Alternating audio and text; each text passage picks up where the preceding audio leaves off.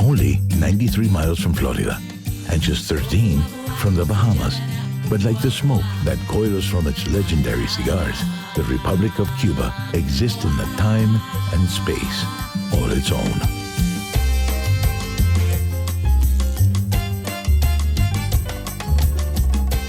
Blending the traditions of Spain, Africa, and its native peoples, and lit by the fires of independence and revolution, the aromas, textures, and flavors of this Caribbean nation are like no other. Despite its size, Cuba has punched well above its weight. For centuries, its vast plantations satisfied a global appetite for sugar and thirst for the smoothest rums. In 1962, it played center stage in a nuclear standoff, which made the planet hold its breath for 13 days.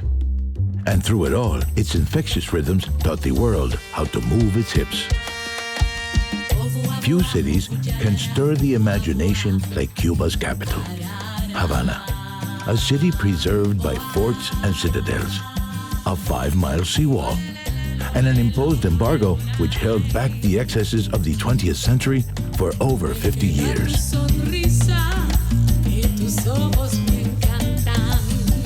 Havana's symbol is La Giradilla, dedicated to the city's first female governor, who scanned the horizon each day for her husband's return from the sea.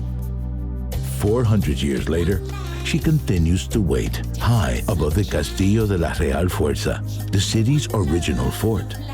While her husband never returned from his explorations, today she watches as millions of travelers come to explore her city. The fort overlooks Plaza de Armas, the birthplace and heart of Old Havana. Step into the cool colonial elegance of the Palace of the Captains General. Once home of governors, today the home of the Museum of the City of Havana.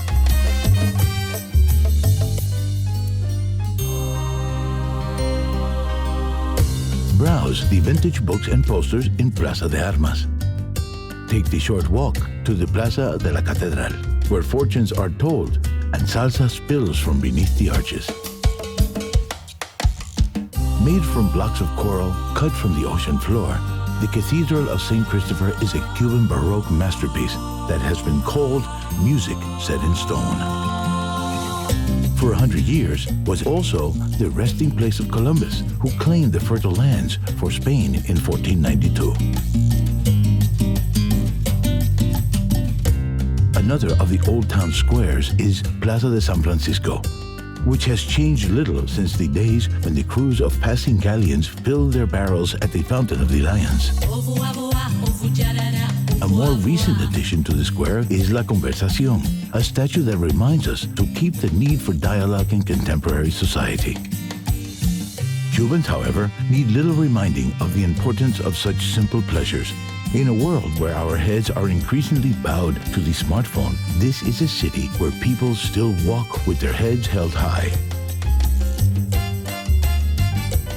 There's something truly liberating walking these advertisement and franchise-free streets where you can be open to millions of unguarded moments, like the curbside battles of wits, the characters, the melancholy of peeling paint, and the promise of a new coat. One place that will never see a paintbrush is La Bodeguita del Medio. Enjoy a mojito and add your name to the thousands of others which adorn every surface of this iconic bar. Getting around the city is easy. Simply walk, catch a bus, or cruise in style. Havana is home to thousands of classic autos from a golden age, which, just like the city, only becomes more alluring with each passing year.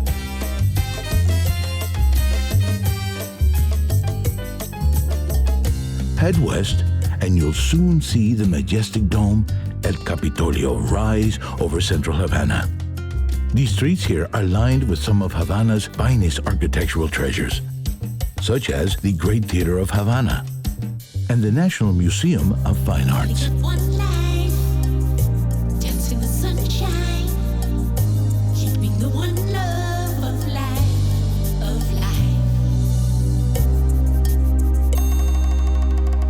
Just a little further to the west, discover the Vidado district, a mix of fabulous 1950s modernist buildings and neoclassical mansions patiently awaiting restoration.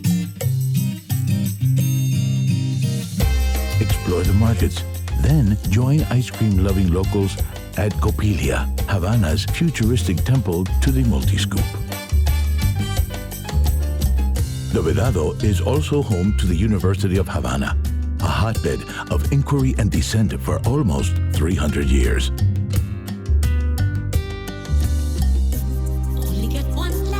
And the iconic National Hotel, where the likes of Winston Churchill, Rita Hayworth, and Leonardo DiCaprio have spent many a Cuban night.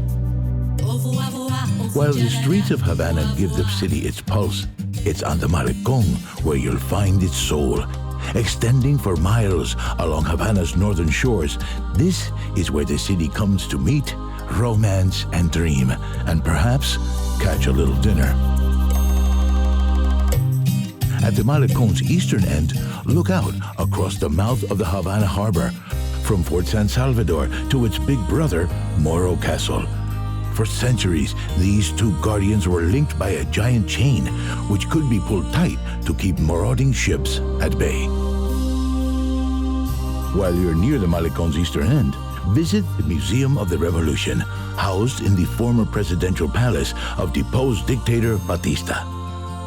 The museum is a dedication to those who took part in the long march to a free Cuban homeland. You'll find tributes to Cuba's political heroes all over Havana. But there is none greater than the Plaza de la Revolución, where more than 1 million Cubans can gather at a time. Towering over the square is the memorial to José Martí, the poet, writer, and lightning rod for Cuban independence. Pay your respects to Cubans, great and small, at Colón Cemetery, a city within a city containing over 500 mausoleums. From generals to chess champions to the poor, I walk through these 57 hectares. Is a walk through Cuban history. Another city within this city is Fusterlandia, where for more than 30 years, the wild imagination of artist José Fuster has exploded from the confines of his studio and into the neighborhood streets, walls, and rooftops of Jaimanitas. Havana has long been a magnet for creative minds. On Havana's outskirts, high on a shady hilltop, sits the former Cuban residence of Ernest Hemingway. Peer into the rooms where the Nobel laureate lived for 20 years, writing classics such as The Old Man and the Sea. The home was a gift to the people of Cuba and remains much as it was the day Hemingway left his beloved island forever in 1960. When the sun gets low and the city takes on its beckoning glow, why not head back downtown and order a daiquiri at El Floridita, just as El Papa did after a long day at the typewriter. Then, let Havana's magical rhythms carry you into the night. Havana's lure can be hard to resist, but Cuba offers so much more beyond the seductive lights of its capital. In Cuba, a long sandy beach and a cool breeze is never far away. Just 12 miles from Havana's downtown, the eastern beaches unroll towards the town of Matanzas, the birthplace of the rumba, and Cardenas, where in 1850 the Cuban flag flew for the very first time. From here, follow the scent of fresh lime, rum, and suntan lotion north to one of Latin America's premier resorts, Varadero. This long sandy peninsula is famed for its natural attractions as well as its resorts. Be sure to take a walk in the Avariacacos Ecological Reserve and experience the subterranean world of the Cueva de Ambrosio. Then, cool off in the pure, crystal waters of nearby Cueva Saturno.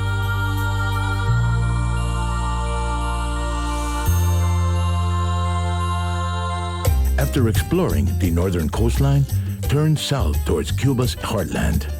Santa Clara is Cuba's most revolutionary city. Here, in 1958, Che Guevara and 18 fellow rebels took on an armored government train with a bulldozer and Molotov cocktails and won. The Battle of Santa Clara brought an end to the revolution and cleared the way for a new president, Fidel Castro, who would steer Cuba's course for the next 50 years. But this city will always belong to Che. He is everywhere, watching over the city from his mausoleum, from the streets, from the very walls, extolling us to remember that liberators do not exist. The people liberate themselves. From a city forged by revolution to one built on sugar, welcome to Trinidad. In the early 1800s, this was the sugar capital of the world. Here, plantation owners poured vast fortunes into plazas, churches, and Spanish colonial mansions filled with the best furnishings money could buy. Just a few miles from Trinidad, climb Manaca Ixnaga Tower for views across the Valle de los Ingenios.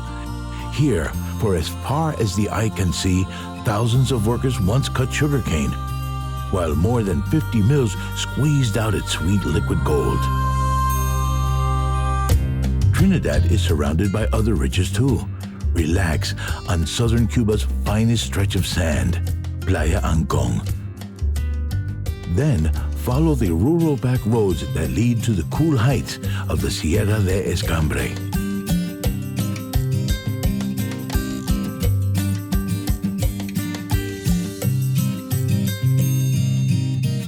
In Cienfuegos, the mood changes from Spanish to something a little more Parisian.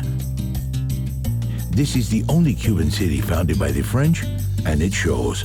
There is an unmistakable elegance here in the spacious avenues around Jose Marti Park, to the theater where Caruso once brought opera lovers to tears.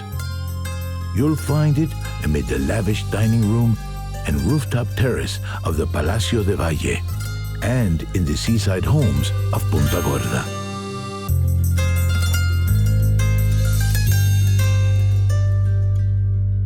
And when it's time to experience nature's elegance, you'll find plenty nearby in the bird life of Laguna Guanaroca and in the afternoon light of Rancho Luna Beach.